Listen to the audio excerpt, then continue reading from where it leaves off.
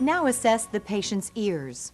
Ears can vary greatly in size and shape, but should always line up with the eyes. Inspect and palpate the ears. They should be symmetrical with no swelling, lesions, thickening, or pain. Now palpate the mastoid process behind the ear. This should not cause tenderness. Next, prepare to perform the otoscopic exam. To examine the patient's ear, hold the otoscope in your dominant hand. Between your thumb and fingers, pull the pinna of the ear up and back to straighten the ear canal. Remember, you'll need to look in all directions to view the entire tympanic membrane or eardrum. Now inspect the external ear canal. You should not see redness, lesions, swelling, or exudate. Now examine the tympanic membrane or eardrum.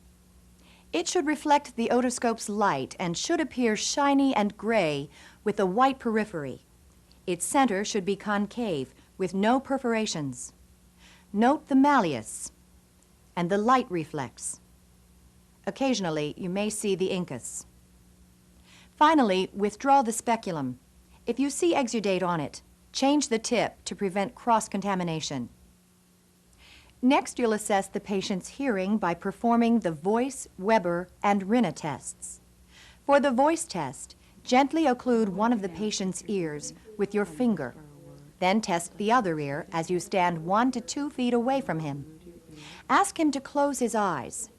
Gently wiggle your fingers in his ear while you whisper a 2-syllable word.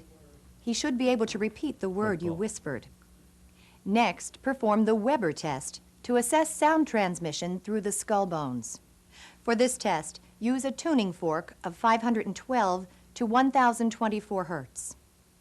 Hold the tuning fork by the stem and then strike the tines on your palm. Place the stem of the vibrating fork midline on the patient's skull. He should hear the sound equally in both ears, meaning his conductive hearing is normal. Next, perform the Rinne test, which can detect if the patient has conductive hearing loss. Strike the tuning fork again and place its stem on the mastoid process. Count the seconds until the patient says he can no longer hear the sound. This indicates bone conduction, or BC.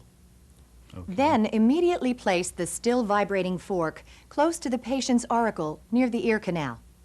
Count the seconds again until the patient says he can no longer hear the sound. This indicates air conduction, or AC. Normally, air conduction is about twice as long as bone conduction.